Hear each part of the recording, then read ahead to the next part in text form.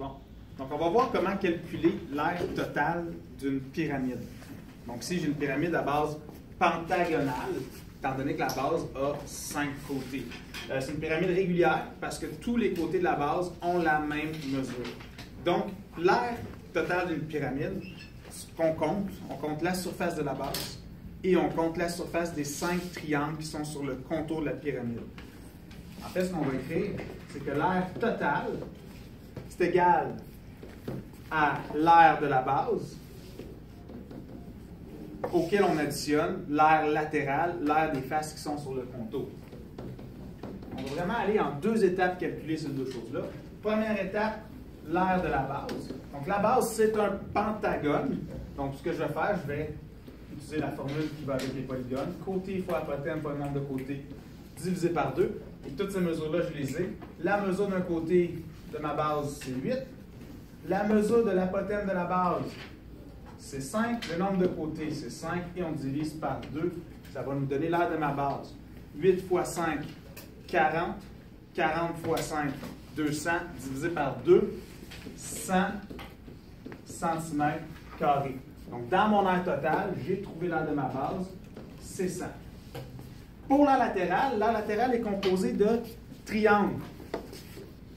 Donc, l'aire d'un triangle, la formule, on la connaît, c'est base fois hauteur divisé par 2. Mais dans le cas qui nous occupe ici, des triangles sur mon aire latérale, j'en ai 5. Donc, je vais faire le résultat de l'aire d'un triangle fois 5. Donc, la base d'un triangle, c'est également la mesure des côtés de la base, c'est 8, fois 15, qui est la hauteur, divisé par 2. Et je ne vous dis pas que je vais faire fois 5 après parce que j'ai 5 triangles.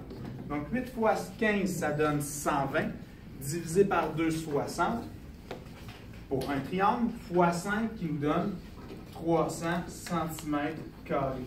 Donc, dans mon aire totale, l'aire de la base ainsi que les faces latérales, j'ai 100 plus 300, ce qui nous donne 400 cm².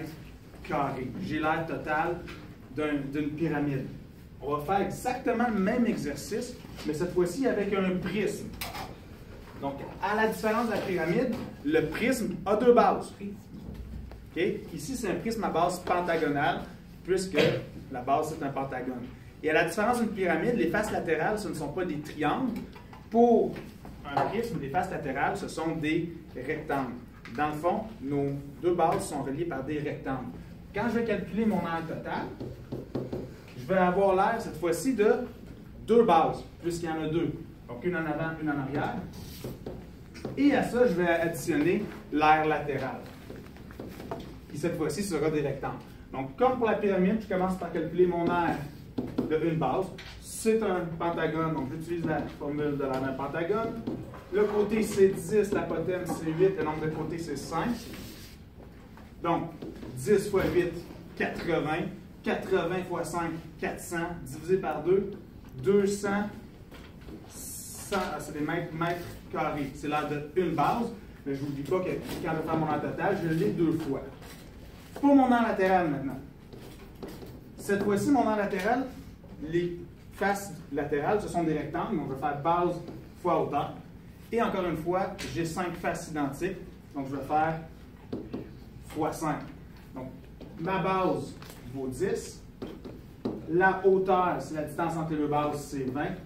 Et j'en ai 5. Donc, 10 fois 20, 200 fois 5, 1000 mètres carrés.